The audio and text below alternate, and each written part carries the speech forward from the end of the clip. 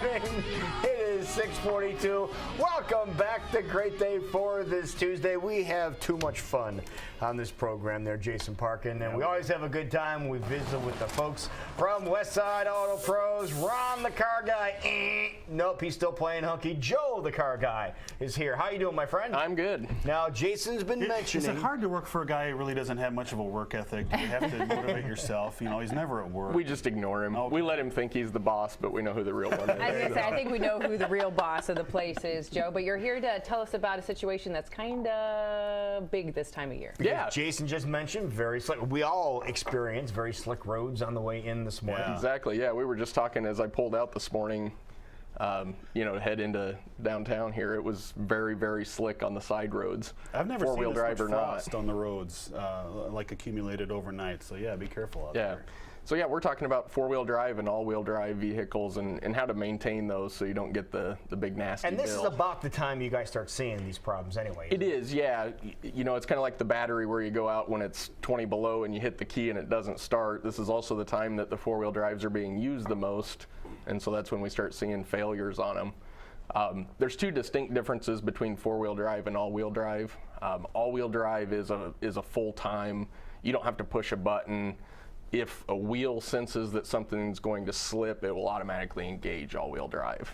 Oh, I didn't realize that. Yeah, and four-wheel drive is what, most people are familiar with, where you actually have to physically move a knob, a switch, a lever, or something to put the vehicle into four-wheel drive. But all of them equate to the same equivalent of all four wheels are going to help pull through. And they need to be maintained. I was going to say, what extra work needs to be done for that vehicle as opposed to just a regular? Yeah, the number one failure we see on them is just due to lack of maintenance, and that's kind of the same thing. You could go across the board through the different systems of a car, but there's a fluid that's in there just like transmission fluid or just like engine oil. And even though you may not be using your four-wheel drive in June, they're still rotating and moving parts that are using that fluid to maintain. Mass, yep. That are keeping it cool, that's keeping it lubricated, and those fluids wear out. So even if you're driving and you're like, I really don't touch this knob ever, I haven't used it, so I don't need to worry about it. Right. That's not the case. That would still be false, because over time it's still going to break down because there's parts that are rotating. The electronic portion of it may not be engaged to where it's actually grabbing and working extra hard, but there are still things that are going on in there. Now, is one more susceptible to breakdown than the other? They really aren't, and all-wheel drive has gotten a lot better over the years. Just like anything, as technology's evolved, some of it's personal preference too. If my truck were all-wheel drive, I certainly wouldn't like that. I like to be able to, turn it out and just drive in two-wheel drive fuel down the mileage, road. if nothing else. Yeah, if nothing else. Now, how often are we supposed to be changing the fluids on these? Not like an oil change every time you change oil. Right, yeah, it's more along the lines of think of it as a transmission fluid type where, every 30,000 would be perfect world scenario, but every 50,000 would definitely be the maximum you would want to go on those. At 30,000, we've seen them come out as black as, this countertop. Yeah. A couple vehicles ago, I had a four-wheel drive pickup. It was a great truck. But what I noticed in the winter when it started to get really cold is it became harder to steer the front wheels. And I was concerned about it, so I checked with, I don't think it was you guys, I don't think I knew you guys yet, but I was told that that's fairly normal when it gets cold on a four-wheel drive vehicle, that you'll have a hard time steering. Would you agree with that? Yeah, you can get some binding in it, and the other thing maybe is, if you've got clean fluid in there that's lubricating as it should, it should protect down into even our cold weather. So, it could be an issue along those lines. Some of it normal. Everything works slower when it's 10 below zero outside, including me. So, yeah. How pricey is it to change the fluid in a four-wheel drive?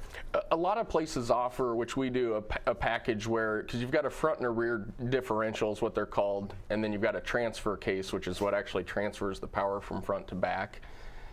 All three of those should be serviced at the same interval. You're usually going to find they're between $89 and $109 per per service, or about $300 for the package. I was going to say, that's not bad considering the alternative, because you said once that breaks down, it can get pretty expensive. Exactly. Okay, let's back up again. Let's repeat what you just said, because I think you might have misinterpreted what he might have said. How much does it cost to have this done now? To have it serviced, it could be anywhere from $89 to $109 per per element, differential. and there's 3 elements. Correct. Yeah. So it's $300. So it's about $300. $300. But Yeah, not $100 for the whole thing. right. But as Okay. we were visiting, that could be a tenth of one of those elements failing. You could easily spend $2,000 to $3,000. So it's definitely a better idea to maintain And it. how common is that if you don't maintain, if you don't make sure those fluids are changed out? At some point in a four-wheel drive's life, it's almost inevitable. It depends how long you keep the vehicle. But if you go 200,000 miles, you never change the fluid in there, at some point you're going to put some sort of repair into that. You know what would be really nice? It would be really nice and be really cool if there was an easy way to save like, say, $23. There is a really easy way. Really? Yeah, I can help you with that. I'm shocked. and how might that be, Joe? Joe, the car tell guy? us more about it. Well, we've got the bosses away, so the guys will play, I suppose, bonus going on.